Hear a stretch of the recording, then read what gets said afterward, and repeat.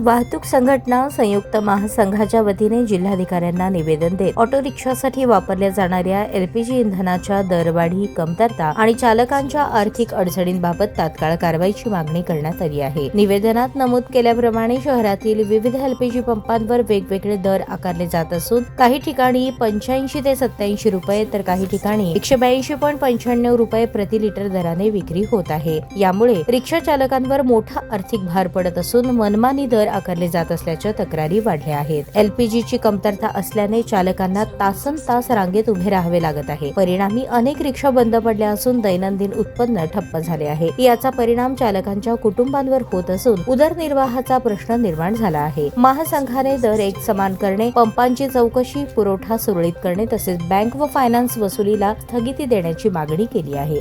अन्यथा तीव्र आंदोलनाचा इशाराही देण्यात आला आहे। यावेळी वाहतूक संघटना संयुक्त महासंघाचे प्रदेशाध्यक्ष रियाज सय्यद, प्रदीप शिंदे, इरफान कल्याणी, सरफराज बागवान, लाडजी नदाफ यांच्यासह वाहतूक संघटना संयुक्त महासंघाचे पदाधिकारी, कार्यकर्ते मोठ्या संख्येने उपस्थित होते। दिनांक 25 मार्च 2026 माननीय जिल्हाधिकारी साहेब यांना निवेदन देण्यात आले। निवेदनाचा विषय होता, आपल्याला माहीतच आहे की ऑटो एलपीजीची जी कमतरता झालेली आहे आणि 35 ते 40 रुपयाची वाढ करण्यात आलेली आहे। या वाढमुळे आणि कमतरतेमुळे रिक्षा चालकांचे हाल होत आहे। रिक्षा चालकांचा उदरनिर्वाह उद्ध्वस्त झालेला आहे आणि त्यांची चुला बंद पडलेली आहे। आणि या ज्वलनशील मुद्दा घेऊन वाहतूक संघटना संयुक्त महासंघाने आज माननीय उपजिल्हाधिकारी अभिजित पाटील साहेबांना निवेदन दिले आणि तसेच आम्हाला जिल्हाधिकारी साहेबांनी आश्वासन दिलेले आहे की शुक्रवारी 3 वाजता मीटिंग घेऊन यावर काय तोडगा काढता येते याविषयी मीटिंग घेणार आहे। सर्वप्रथम इराण आणि अमेरिकाचे जे युद्ध आहे त्या युद्धाची जे वस्तुस्थिती आहे त्याला धरून जे एलपीजी पंप चालक हे मनमानी लुटत आहे आणि मनमानी तरीक्याने आपले दरवाढ केलेली आहे।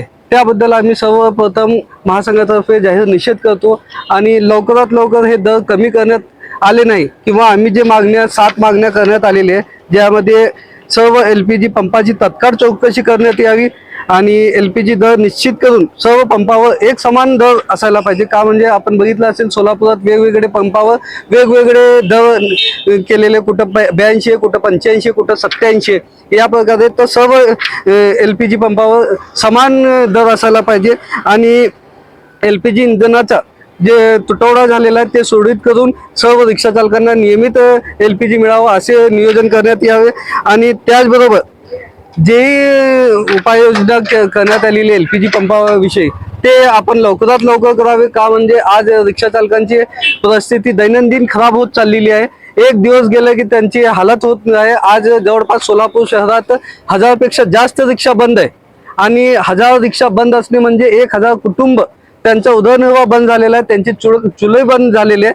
त्या विषय घेऊन आम्ही हे गंभीर विषय जिल्हाधिकारी साहेबांना आम्ही दाखवून दिलेले की सोलापूरची गंभीर परिस्थिती झालेली आहे। जर लवकरात लवकर याविषयी जे पण मार्ग काढण्यात आले नाही तर येणारी परिस्थिती खूप बिकट होणार आहे। त्यासाठी वाहतूक संघटना संयुक्त महासंघाने अल्टिमेटम दिलेला आहे की जर 1 ते 2 दिवसात या परिस्थिती आणि एलपीजी पुरवठा सुरळीत करण्यात आले नाही तर सर्व जिल्ह्यातील रिक्षा बंद ठेवून आम्ही या कार्यालयात जमा करणार आहे।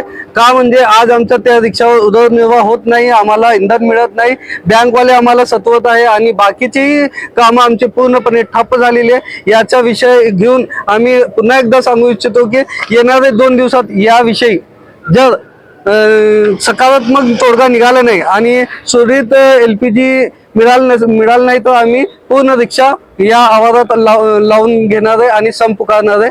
जय हिंद, जय महाराष्ट्र, जय महासंघ। ताज्या बातम्या पाहण्यासाठी प्राईम महाराष्ट्र न्यूज चॅनलला सबस्क्राईब करा।